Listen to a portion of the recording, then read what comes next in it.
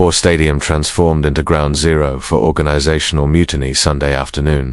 What you're about to hear will explain why Cleveland Browns fans are calling for a complete revolution, why a rookie quarterback sat on the bench during the most crucial moments of the season, and how one coach's stubborn decision sparked the most dramatic franchise upheaval in NFL history. In the next 16 minutes, you'll discover the shocking behind-the-scenes power struggle that left fans chanting "We want Sanders" so loud it penetrated Cincinnati's concrete corridors, the moment veteran players held a secret team meeting demanding change, and how this story ends with a complete organizational coup. But first, let me tell you how Kevin Stefanski's decision to bench fifth-round phenomenon Jerome Sanders became the most controversial coaching move of the decade. Cleveland traveled to Cincinnati carrying massive expectations. Sanders had been electric in training camp, absolutely dominant during preseason exhibitions, and fans were desperate to see their future franchise quarterback finally get his opportunity. Instead, Stefanski made a decision that stunned even veteran coaching staff members. Sanders would watch from the sidelines throughout the entire game. Helmet pristine, uniform untouched, competitive fire gradually transforming into visible frustration. The game unfolded like a complete nightmare for Cleveland. Cincinnati struck first with Chase Brown bulldozing through Cleveland's defensive front for a 6-yard touchdown. The Browns responded briefly with their own touchdown to tie it 7-7, but then everything collapsed systematically. While Cleveland's offense sputtered, stalled, and suffocated against their divisional rival, Sanders stood on the sideline warming up aggressively, throwing passes, maintaining readiness, but Stefanski refused every suggestion from offensive coordinator Alex Bumpelt to make the quarterback change that everyone could see was desperately needed. Here's where it gets absolutely insane.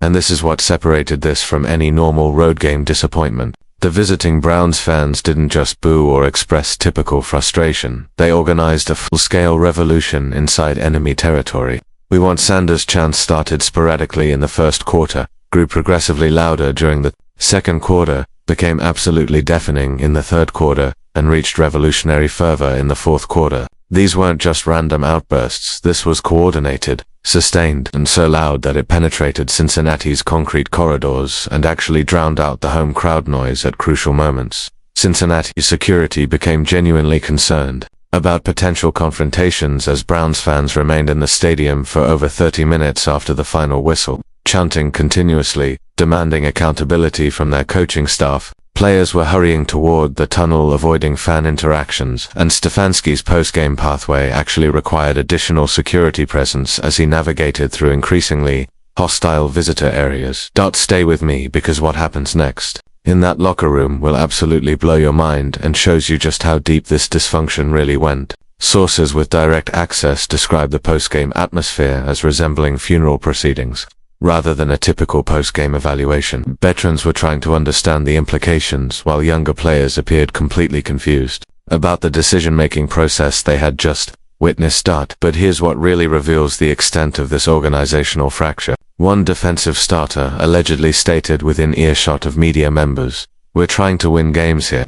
If the kid gives us a better chance, play him. It's that simple." Another offensive lineman was supposedly questioning whether the coaching staff actually wanted to win football games or just prove abstract points about development timelines and maintaining hierarchical control.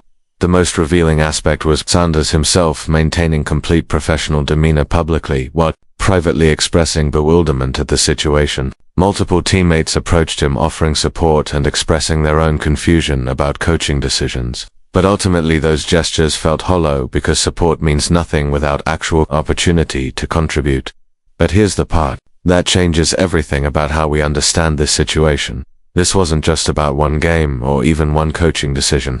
This represented a complete philosophical fracture between coaching authority and organizational expectations that had been building since draft night. Jimmy Haslam's public declaration establishing Sanders as the franchise centerpiece had created immediate tension with Stefanski, who viewed this as ownership interference, undermining his coaching autonomy and development philosophy. According to multiple sources with knowledge of internal dynamics, this was Stefanski's calculated power play to establish hierarchical dominance despite ownership preferences. He was essentially fighting a proxy war over organizational control, using Sanders as the battlefield, which explains why the decision seemed so divorced from competitive reality. The fan revolt went absolutely nuclear on social media within minutes of the final whistle. #PlaySanders was trending nationally within 15 minutes of game's end. #FireStefanski reached the top 5 trending topics before team buses even departed Poor Stadium. The speed and intensity of this response was unprecedented for a week. One regular season game. Shannon Sharp's post-game commentary was particularly devastating and captured what millions were thinking. You draft this kid, you hype him up all off, you let him cook throughout training camp, and then, in the biggest moment when your offense is dying, you let him sit there holding a clipboard. That's not coaching, that's insanity. This isn't about development anymore. This is about ego, and Stefanski's ego just cost Cleveland a winnable game. Don't skip ahead because the most shocking part of this entire saga is still coming. Week 2 against Baltimore brought exactly the same stubborn approach despite the national criticism and obvious fan frustration. Cleveland fell behind 35-10 as their offense generated virtually nothing against Baltimore's defense, and Stefanski maintained his stoic sideline presence while the season began spiraling toward disaster. Finally, mercifully, with the game completely out of reach, Stefanski put Sanders into the game during garbage time. What happened next validated every single critic and made Stefanski's earlier decisions look even more inexplicable. Sanders completed 7 of 9 passes for 127 yards and 2 touchdowns in just 8 minutes of playing time. His quarterback rating was 147.8, which extrapolated over a full game suggested genuine Pro Bowl potential. But here's what made this even more damaging for Stefanski. The locker room erupted after the game, and it wasn't in celebration of Sanders' performance. It was in anger about the wasted opportunity and the obvious solution that had been ignored for weeks. Myles Garrett, choosing his words carefully but making his point clear, walked past media stating loudly enough for everyone to hear, "Should have happened sooner." Nick Chubb nodded in agreement. When veteran leadership is publicly questioning coaching decisions, you know the situation has reached a breaking point. If this organizational chaos is fascinating you, you're going to absolutely love what I have coming next week about how Sanders' representation handled this behind the scenes and the secret meetings that changed everything. By Tuesday morning, Jimmy Haslam's patience was completely exhausted. Reports emerged of the owner making an unscheduled visit to team facilities for meetings with Andrew Berry and conversations with Stefanski. The message was unmistakable. Changes were coming immediately. The organizational coup happened with shocking swiftness. Kevin Stefanski was stripped of all play-calling duties. Alex Van Pelt assumed complete offensive control, and Sanders was officially named the starting quarterback moving forward. It was a half measure that satisfied nobody completely but finally gave Sanders the opportunity everyone knew he deserved. Sanders' first start against Pittsburgh delivered. Absolute vindication for everyone who had been demanding this change. He completed 24 of 31 passes for 287 yards and 3 touchdowns, with 0 interceptions and a dominant 27-17 victory. The transformation was immediate, undeniable, and made Stefanski's resistance look increasingly inexplicable. But the story gets even better. His home debut against Tennessee was absolutely surgical precision, minus 31 completions on 36 attempts, 412 yards, and 5 touchdown passes in a 42-13 demolition that had the crowd storming the field.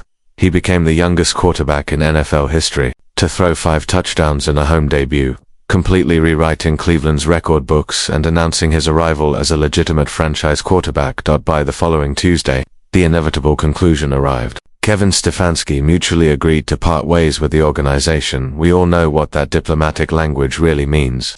Van Pelt was promoted to interim head coach. Sanders was consulted about his coaching preferences, and the complete organizational reset was initiated. Looking back now, Stefanski's stubborn resistance appears increasingly bizarre and self-destructive. Sanders was always the obvious solution. His talent was undeniable. His leadership was natural, and his impact was going to be immediate regardless of when they finally gave him the opportunity. Yet stubbornness prevailed over logic, ego dominated decision-making, and competitive reality was completely abandoned. Games were unnecessarily lost, an entire season was jeopardized, organizational trust was destroyed, and a coach's career was ended over what should have been the easiest decision in professional sports. The recovery has been absolutely remarkable, considering the damage that was inflicted through those early weeks. Sanders represents everything modern NFL franchises desperately need: exceptional talent, natural charisma, tremendous marketability, and completely authentic leadership that Teammates immediately rally around. Cleveland has been transformed from organizational laughingstock to legitimate contender in just a matter of weeks. The Browns are now 4-1. Sanders is already being discussed as a Pro Bowl candidate, and they're genuine playoff contenders in a competitive AFC. Hit that subscribe button because next week I'm breaking down the secret agent negotiations, the ownership, power plays, and the behind-the-scenes maneuvering that made this complete revolution possible. Plus, I've got exclusive details about which coaches across the league are now being evaluated because of the new Sanders standard for quarterback development. This is just the beginning of Cleveland's championship window, and Sanders is writing a story that will be told for decades.